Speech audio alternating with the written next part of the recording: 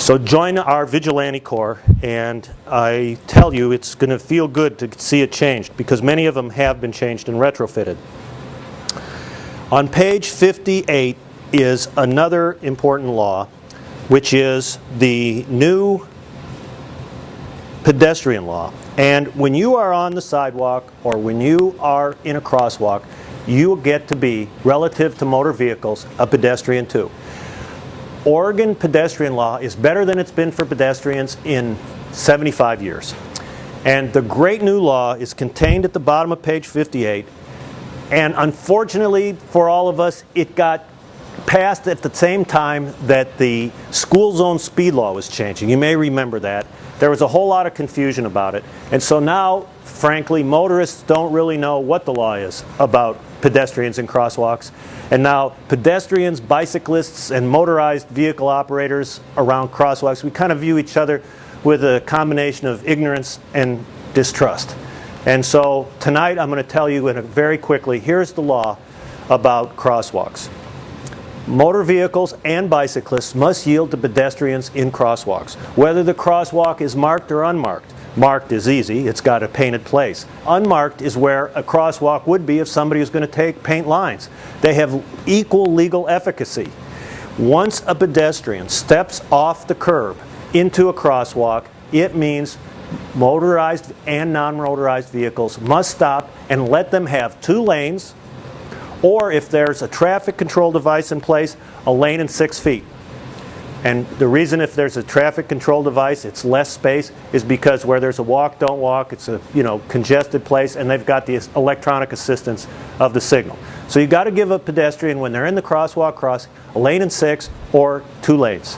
And when you're in the crosswalk, on your bicycle or walking your bicycle, you get to have the same thing. Now, if you ask pedestrians, what scares you? Cars are at the top, and bicycles run a pretty close second. And it's because, for some reason, when we're riding our bike, relative to motor vehicles, we feel somehow like we're on a higher moral plane than them. And I don't know what it is, endorphin, human power, whatever it is, but if you are honest with yourself, you will realize that when a pedestrian looks like they're about to step off the curb and you're on your bike and you know you're supposed to stop for them, you may be like me in that you engage in a little game with them, like maybe I don't see you, maybe I'm in too big of a hurry to stop for you, maybe because I'm so narrow I can just kind of come by you, or maybe if I'm really going fast you won't step off the curb so I won't have to stop because maybe I'm in a big hurry and I don't want to stop and take my foot out of my pedal for you. Well, the fact is that the legal part of it is very clear, and you must stop for the pedestrian when they step off of the curb. That's not when they jaywalk and walk against the don't walk. It's when they have a walk or when they step off the curb in a marked or unmarked crosswalk. And in fact, there's a specific law that says that if you take a look at the bottom of page 50, or middle of page 58, ORS 811.020, it says you can't do a deal that I do sometimes, I will admit, where a car stops for a pedestrian in a crosswalk. The pedestrian is now in front of the car, but I'm to the right of the car, and I'm in a hurry. So I pass the car on the right while the pedestrian's in front of the car. Well, I'm so narrow. I mean, I'm not going to hit the pedestrian. I'm not a homicidal maniac. I can kind of slither through here. And in fact, I can beat the car and get going down the road further. The fact is, if you are fresh meat for a motorcycle cop, because they love to bust bicyclists for that, because there's a statute right on point, you can't pass a vehicle that's stopped for a pedestrian. You got to stop too. It's a good social policy. On the street it's kind of tough to force yourself to do it, but the fact is they got this thing going in New York City, get respect, give respect. It's kind of like that kind of yin-yang thing, give, get. I don't know if it works that well on the street, but it's a nice idea, and I always think that it's something to at least have as a good goal.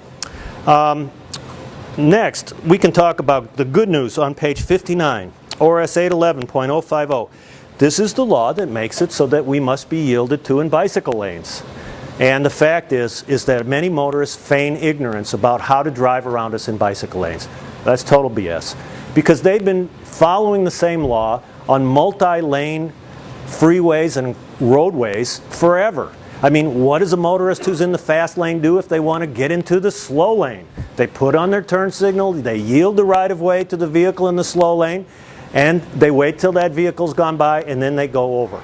It's the same thing if a motorist wants to turn right over a bike lane when there's a bicyclist in it. They have to slow down, let the bicyclist go by, yield the right-of-way to the bicyclist, and not try to turn right on top of or in front of the bicyclist, like a classic right hook.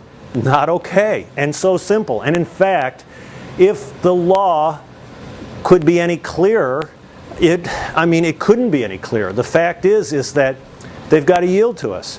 If the bike lane was a railroad track, which is kind of similar legally, railroad train has the right-of-way on a railroad track, and a motor vehicle, if they want to cross it, has to yield the right-of-way to the train. If a few times when a car crossed over the bike lane without yielding the right-of-way to a speeding bicyclist, instead of the bicyclist slowing down, making a face and maybe a hand gesture, if the bicyclist, try as she might, couldn't get the bike stopped in time, hit the car, dragged the car 260 feet before leaving the car a crumpled ball of sheet metal, and then standing on the sidewalk weeping, saying that she did everything she could, the news helicopters are rolling above the footage to everybody in the community. Fewer people would cut us off in bike lanes. But the fact of the matter is that we don't weigh 150,000 pounds.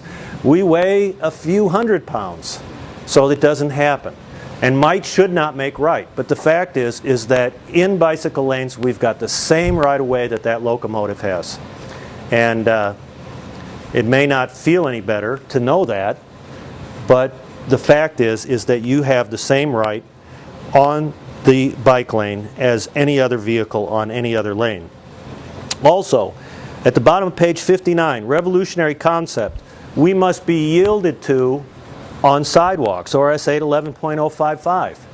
What that means is that every time a car is like coming out of a driveway or a parking lot, or any time we're in a crosswalk and a car is coming along, we have the right-of-way just like a pedestrian.